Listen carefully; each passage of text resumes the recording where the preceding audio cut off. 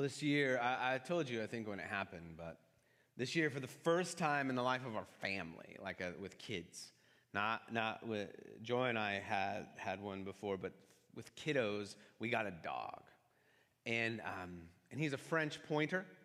He's a hunting dog. He's a bird dog, and what's been fun for me is watching the pup grow up with my other two pups. Okay. Because what I've got to see in them is I've got to see kind of some of their just inherent male characteristics come out. Like he's a hunting dog. He wants to get out there and hunt. They're dudes. They want to get out there and like go figure out like what does it look like to train this animal and like have him on mission, you know? And what's crazy is anytime you have multiple puppies in the mix, you get funny stories. But what I've loved is seeing them learn how to try to train him. Because they watch me. They watch me train him, and then they go out and they train him, and they've done a really good job. I've never had a dog quite like the one we have now, where he is so psyched on hunting all the time that he just wants to learn. Like I've had labs before, and they were great, but they were also maybe labs that weren't bred just specifically to hunt, so they were family dogs. This guy's like, I want to kill birds all the time, right? That's basically what's on his mind. Like we joke that when we eat eggs in the morning, he cheers, you know? Like he's just against birds. But he's always wanting to learn. He's always wanting to please. And so when it gets crazy is when the three of us are in the mix. Because he's still a puppy, even though he's been trained up good. And he'll start to do something that he shouldn't be doing, and Hugo, that's his name, will get three things because he'll get something from my 8-year-old, something from my 12-year-old, and something from me. And sometimes they're the exact opposite command, you know? And he's just kind of looking like, hey, I'm pretty smart, but I'm not this smart, you know? Like, I don't know what to do here. But he's figured out over time that there's a voice that he should listen to, because that voice can provide him food, okay? And as much as they feed him, I pay for it. Anyway, it got me thinking about that today. Because the big question I want to ask today, like we've been building towards this. And it's not like you had to have been to these other messages, but we've been building towards this going, how do we bring heaven to Ojai? Like God says we can pray for that. God says we can expect that. So how does it happen? Well, we said we start out with prayer. Like it can't be built on a foundation of us. We must be people that pray. And then we got to be people that preach, and not sermons on soapboxes, but we got to be able to open our mouths and be willing to share the hope that's in us. Our story, right? Last week we got to be able to participate. Like if we aren't active in the life of the culture and community around us. So then this week, I promise it'll start with a P, but I'm going to make you wait for it. I want to start by asking you this question. Who or what is discipling you? Like what is the voice that you hear that you listen to? Like when all the other voices are coming at you, what makes you go, okay, that's the one I'm going to tie into? And if you're new to church, that word disciple, that's a church word, so let me break it down. Like I thought about using something different, but no, we're smart people. In Jesus' day, he called his followers disciples. So I don't feel like I should change that. And what a disciple was someone who wanted to look like their master. They would walk with their master. They would go to eat with their master. They would go through situations in life with their master, and they would study and watch and listen, and they wanted to look like their master. So the question I want to ask when we start out today is who or what is discipling you? Because I promise something is.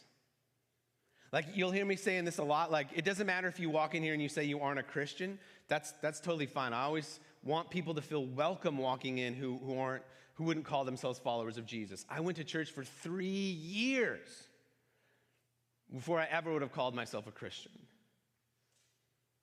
But at the time I was confronted when someone said, hey, you might not be a Christian, but you're worshiping something. Everybody worships something. And when you worship something, you're discipled by them. So who or what is discipling you? Because that is going to have a huge effect on how you live your life on a day-to-day basis. When the chips are down, it's going to be the voice you listen to. When you teach other people, it's going to be the message that you speak. It's going to be the way that you carry yourself. It's going to be the thoughts going through your mind. And man, this world today, we may have more competition for who or what is discipling us than ever before. And so can we just kind of zone in on that for a minute? See, in this passage we've been studying, the Israelites, they had been taken out of Israel. Like their whole lives they'd been taught God had promised them this land, and if they were in this land, man, things were going to go great. But see, they forgot about God, and they rejected God, and then he brought them out of the land into exile. And so then they were taken and they were brought into this new place. And now all of a sudden they had all these competing messages going, this is how you're going to do this here. This is how you should live here. And the big question was who or what was going to disciple them? How was this actually going to go down? Some of them wanted to just bail, like stay separate, like just wait, thinking God was going to magically take them back like in 6 months or a year. Some of them, by invitation of the Babylonians, which I'll talk about in a minute, they wanted to just dive in, assimilate. They were like, God didn't do anything for us back in Israel, so why don't we go all in on Babylon? But Jeremiah, the prophet, says, here's what you should do. This is what the Lord of armies, the God of Israel, says to all exiles I deported from Jerusalem to Babylon. Build houses and live in them. Plant gardens and eat their produce. Find wives for yourself and have sons and daughters. Find wives for your sons and give your daughters to men in marriage so that they may bear sons and daughters. Multiply there, do not decrease. Pursue the well-being of the city I have deported you to. Pray to the Lord on its behalf, for when it thrives, you will thrive.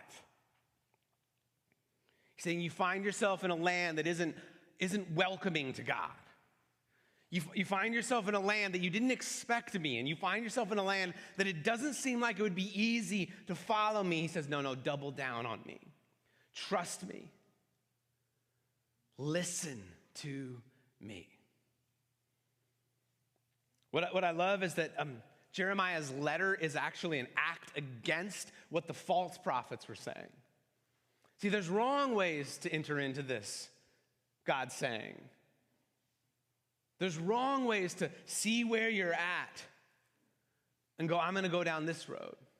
And the first one is separation, like distinction. See, the false prophets, and you can go read Jeremiah 28 and 29 on your own. It's just one after another. There's hundreds of them. And they're saying, no, God's going to take us back. Like, stay away from these Babylonians. Don't engage them in any way. Like, the only hope we have is if we completely wall ourselves off from them. As we be completely separate and distinct. We show them we're better. We show them we don't cave. We're not, that they haven't affected us. See, these people have been ripped out of their homes and brought for hundreds of miles to this place. They didn't go because they, were interested. They didn't go because it was, they were promised like a free night stay. They were carted out there. And so they basically wanted to play this gigantic game of silent treatment, right? If we just pretend this isn't there, if we just pretend that we're not where we are, like eventually God will bring us back. And the prophets kept saying that, the false prophets kept saying that is what is going to happen. That could be our temptation here. We don't like what we see. We don't like what we hear. So I'm just going to be separate. I'm just going to build walls high. I'm only going to talk to people who look like me. I'm only going to engage people who I've approved. And in a way, I'm going to be judgmental of anyone and everyone who is different than me. But the Bible says when you engage life that way, when you don't have love, when you aren't willing to serve the other, love the other, that you're like a clanging gong, okay? You're like a noisy cymbal. When I was 9, my parents got me a drum set. And I loved banging that noisy cymbal, right? Just beating it. Until one day I came home and it was gone. My dad says he still doesn't know where it went, but it's gone.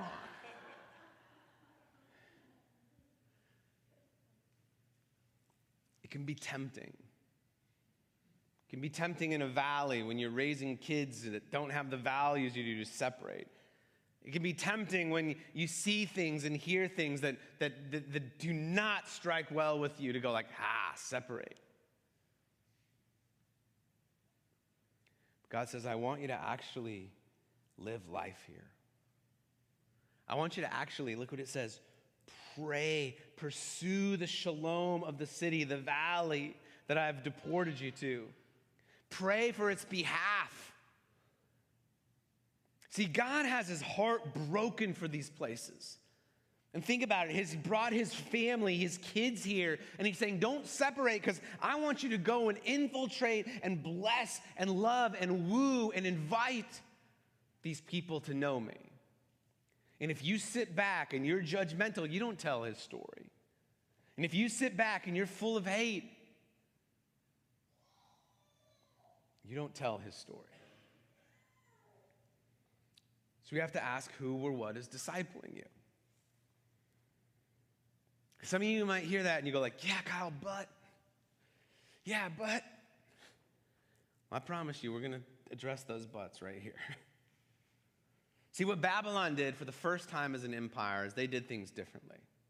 Every other empire that you can study in history before, what they would do is they would basically, if they pulled somebody out, if they exiled them into their culture, they would keep them like in prisons. They would keep them separate, like Egypt did with the Israelites. But do you know what that does? That makes people angry. Do you know what that does? That builds animosity and contempt. And eventually they rise up and they come and they overtake you. And so Babylon was like, we're going to do it different. We're going to bring people out and we're going to say, hey, keep worshiping your God. But also have some of ours too. Have some jobs here. Have a nice home. Assimilate. Because what happens when assimilation happens is that after one generation, 2 generations, all of a sudden there are no more Israelites left. Everybody's a Babylonian. Now you heard me say back there, we don't isolate, but you know what we also don't do? We don't assimilate. And look, I think assimilation is probably our biggest temptation as people today. The stats would bear that out. There's Barna studies done where they ask people in churches who go to church every week, they ask them questions that would basically fit a biblical worldview of life. And do you know how many Christians present day would answer and say they trust the Bible as their discipling mechanism or tool? You don't have to yell out a number. I just want you to think for a second. 17%. That's low. In case you didn't know. If you're like, was that good? It's not good. That means we've stepped in and we go, man, the Bible, it's a good idea. It's one voice. It's not the voice. Jesus, like, he's a great idea. It's one voice. It's not the only voice.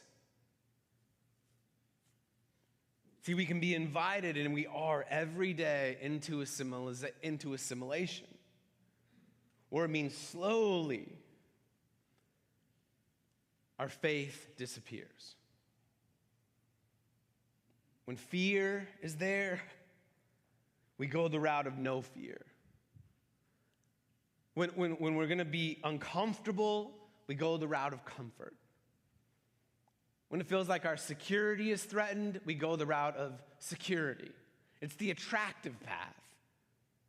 When we go the way of awkward conversations, or when we're tempted or approached with an awkward conversation, we go the other way.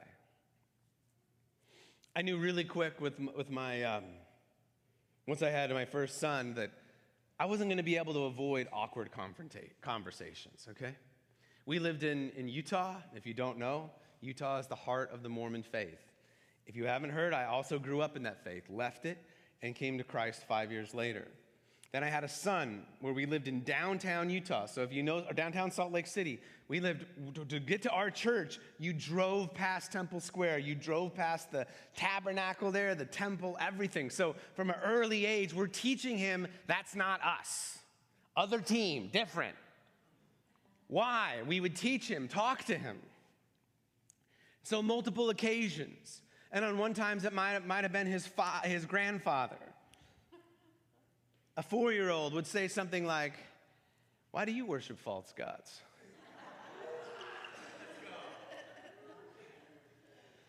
And I would go, "Whoa, okay. I guess we're gonna be in this, right?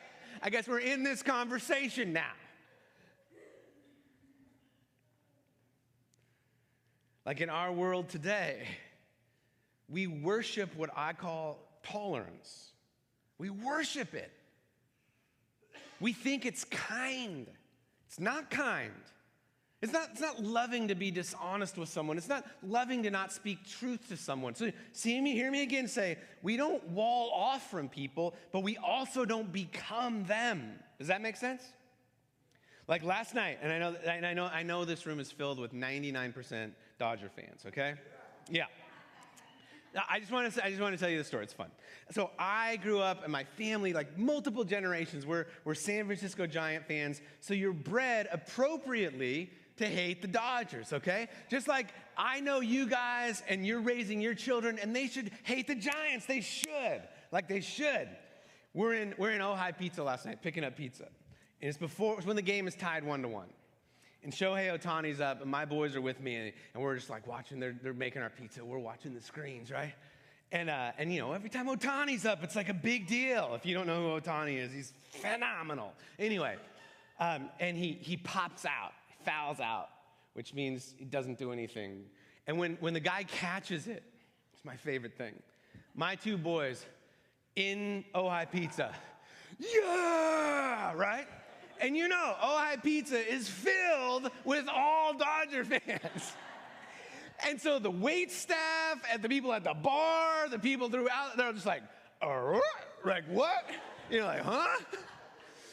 And I'm just like, oh man, I'm really glad they're 8 and 12 and not 18 and 22. Otherwise we might be like wrong. But I'm just like, there was so much of me that I was like, no, like, yeah, like there's no question what team they're on.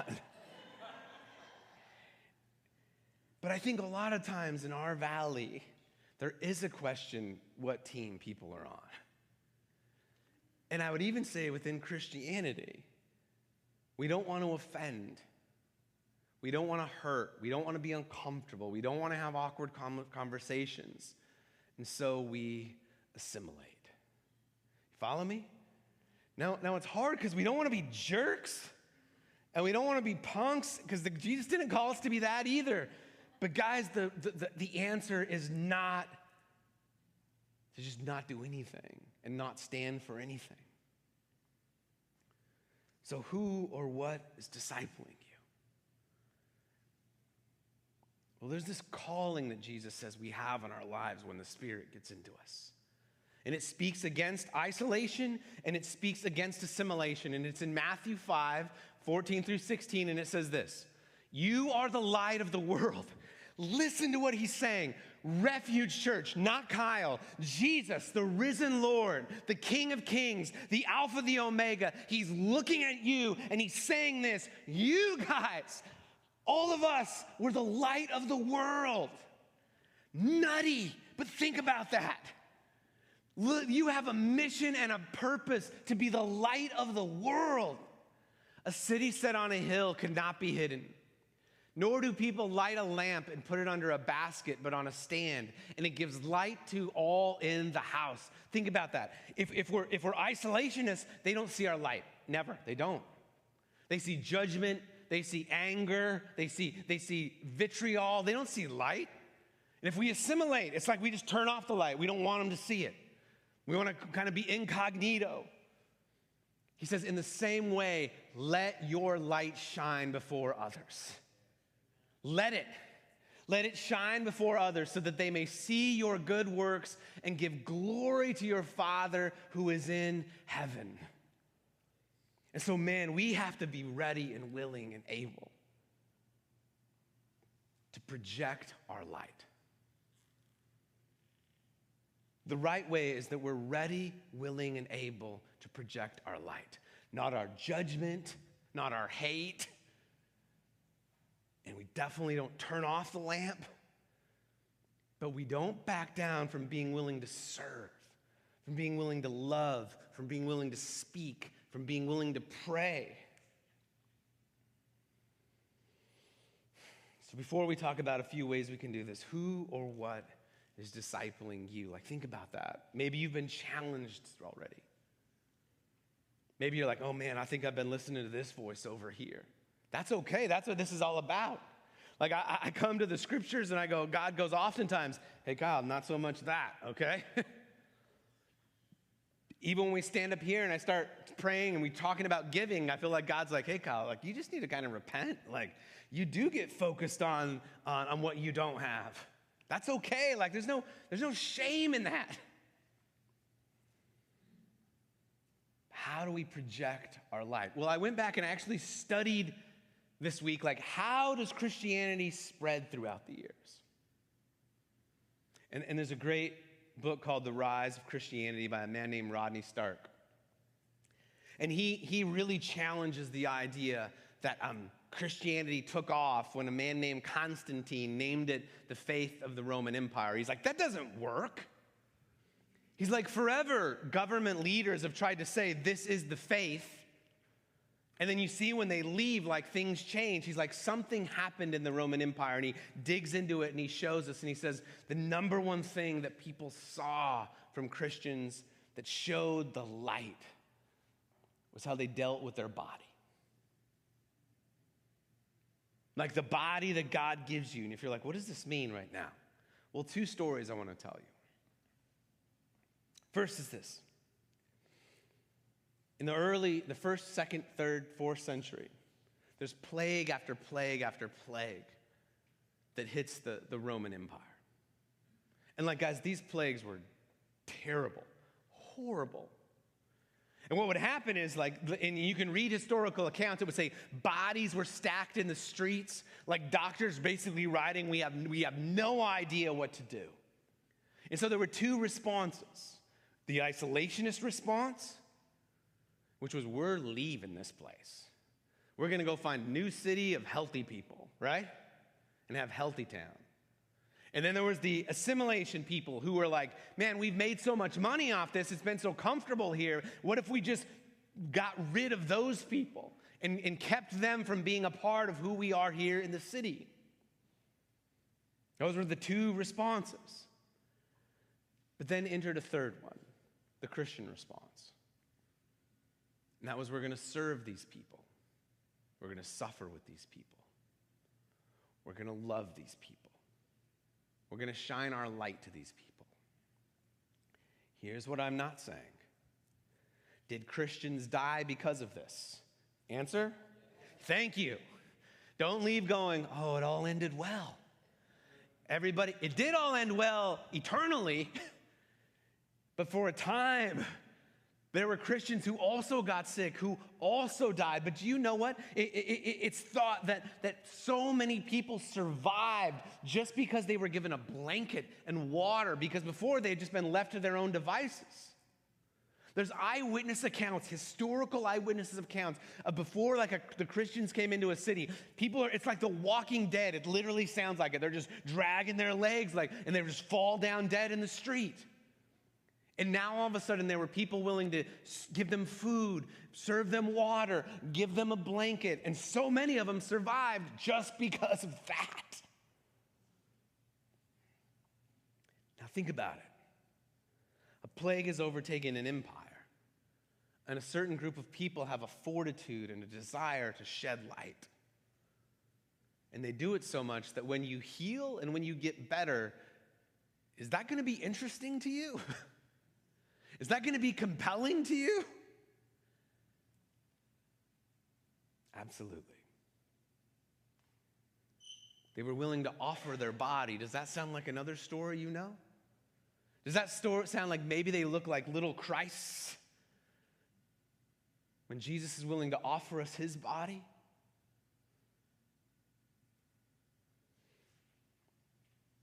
What was weird is that they were wildly generous with their money. They were not known to be people who were rich. At first, they were all peasants. But you came into their home and they gave you whatever they had. You came across them and you needed something and they offered it with you. There are historical accounts when they first write about Christians and they talk about how they're the follower of this guy Jesus. And then it says they are so different from the culture of today. They are stingy with their beds and generous with their wallets. See, in the Roman culture, we may think just today is what, sex crazy. Not so much, okay? There's humans that have been around, so there's going to be some issues, all right? And back then, it was just as tempting and just as part of life to indulge in giving your body to anyone and everyone. And the Christians were like, no. Our bodies are for the man or the woman that we married. But our wallet, God says, man, we give. Because he gives, we give. He gives, we give. See, these are ways that we can be light today. We recognize that God gave us our body, that he calls us who we are. So we don't tell him we're something different. We don't go down a different road. We let him identify us. And then what he invites us into and how we share it with the person that we're married to. Not outside of that. Not because he's some like wicked taskmaster, but maybe because there's brutal ramifications when you go down that road. Spiritual, physical, painful ramifications. We can be people who project our light with how we steward our body, with how we steward our money, with how we steward our power. Each one of us has our own power, our own agency, and you may focus on the people who have more than you. But just like those folks, those Christians back in the day, they didn't have to go serve those people. Nobody was making them do it. They were like, I'm going to offer my power, whatever strength I have, to bring life. And then finally, your time. At first, I had power and time, and I went back and forth, and finally I was like, I'm just going to put them all there. Our time in today's world, that seems to be as valuable as anything. It feels like we're always supposed to be productive. It feels like we're always supposed to be doing something that makes us look like we're valuable. But what if you just set some time where you're willing to be with someone who's hurting, who's new, who's scared, who has questions? I'm not saying you have the answer. But when you're willing to just be with them, all of a sudden you look a lot like Jesus. So we want to be people who pray. We want to be people who preach. We want to be people who participate. And we want to be people who project light. The light that Jesus calls us to. We want to be people who don't wall ourselves off and who don't just blend in, but who let him disciple us to what it looks like to actually bring light to the valley we're in. So I think you can hear this right now and you can feel overwhelmed. It can feel like a lot. And I'm not trying to tell you how to feel, but I am saying Jesus isn't calling you to this because you on your own can do it. But he is calling you to it because if you're discipled by him, it means you're trusting him. You're all in on him. And he can absolutely do it. You want to be the light, come to this table today. Know that you're forgiven. Know that you're welcomed. You want to come to the light, man? Let's get you in the water. Let's get you baptized. You want to project that light? Go, I'm dead to the old ways. I'm dead to that old life. I'm all about now. You want to come and project light? Be students of this book. Immerse yourselves in it. You want to come and project light, gather with other believers, talk about these situations, pray about them together, ask for encouragement together. Who or what is discipling you? For a follower of Jesus, it's only one thing. It's him. We just want to look like him. And if we do that, we won't be people who are separate, and we won't be people who blend in. We'll be people who bring the light to this world. Let's pray. God, thank you for this morning, and thank you for the opportunity to just hear you invite us down a path, God, where we can project the light that you have given us to this valley. God, we need you to do it because I'm tempted sometimes to just be separate, distinct, different. I'm tempted many times to just blend in, keep my mouth shut. But God, would you show us what it looks like to actually trust you?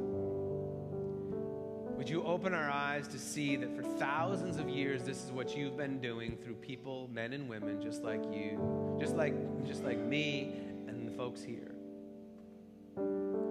God, we trust your power today. Help us project the light of Christ always. In Jesus' name, amen.